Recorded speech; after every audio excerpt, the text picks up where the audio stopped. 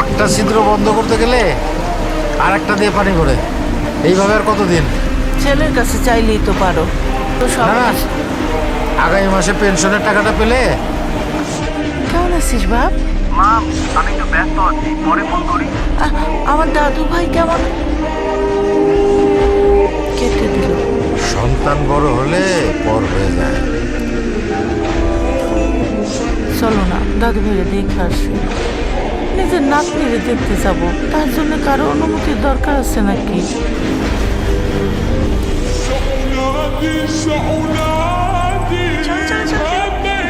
দাদু ভাই!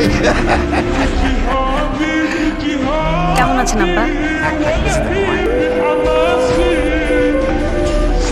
বাড়িটা খুব সুন্দর, ব্যবসা ভালোই চলছে না? আমার বাড়ি তোমাদের পছন্দ হয়েছে? শোভনের বাড়ি তোমার পছন্দ হয়েছে? চলুন বাবা, ফ্রেশ হয়ে নিন। আসুন। চল। বাবা সাবধানে।